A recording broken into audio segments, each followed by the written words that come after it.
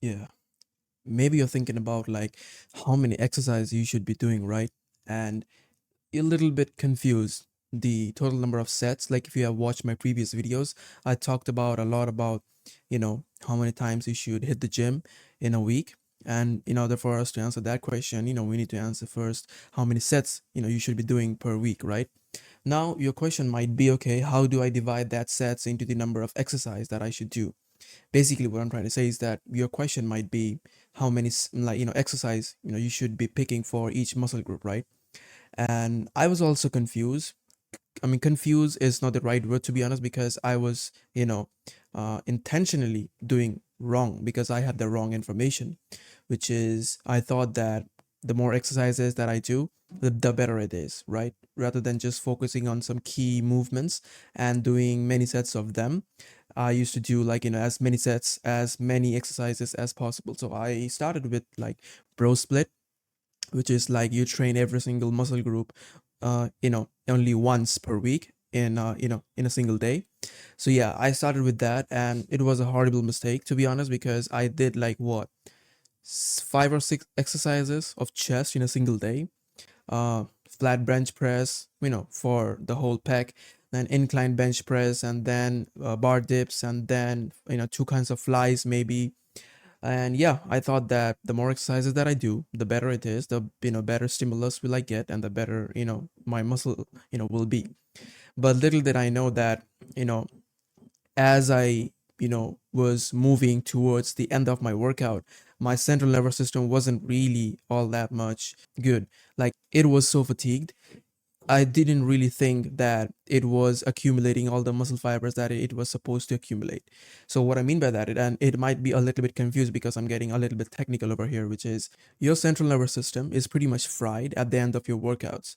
Which means, like, if you're getting at the end of your workout and you start to do all these, drop sets, and you can't do anymore, but you still push yourself to do, somehow it's really not worth it because your central nervous system is really fried, and it is supposed to accumulate all those muscle fibers that you're trying to work with, and it doesn't, right? Because your central nervous system is already fried and your muscles are fatigued, right?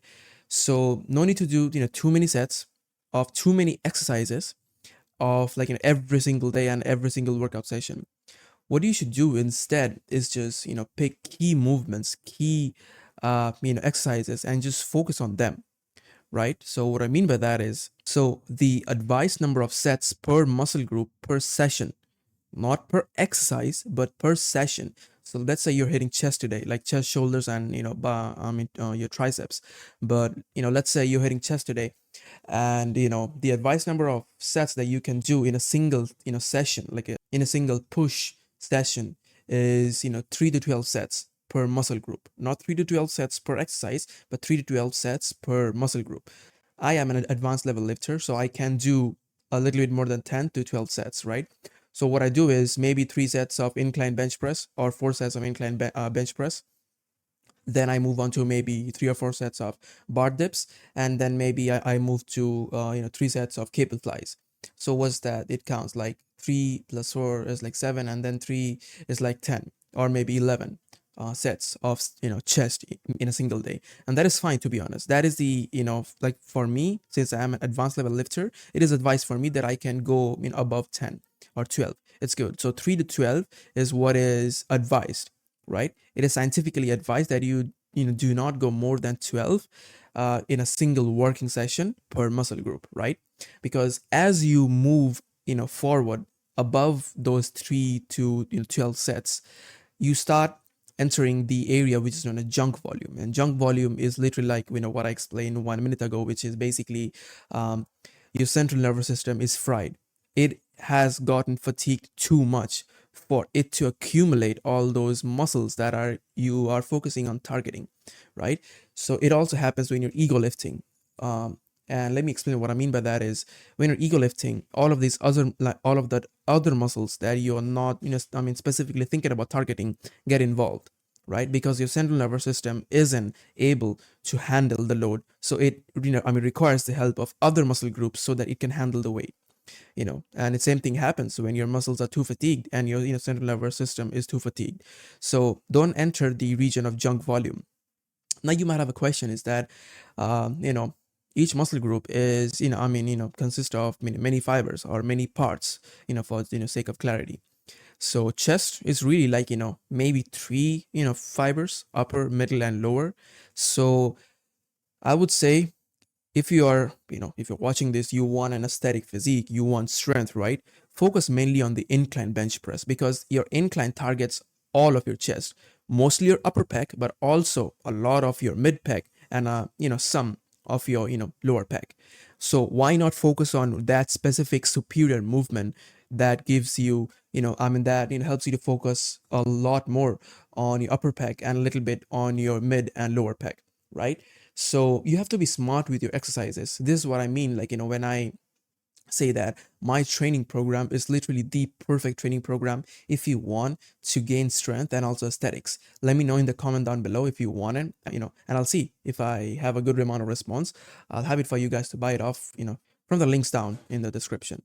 But yeah, like, you have to, follow a specific training program that allows you to not go into junk volume too much, also whilst enjoying your workout, doing something new. Now the thing is with back is that back is a huge muscle and it contains a lot of different fibers, but not so many that you get confused, right?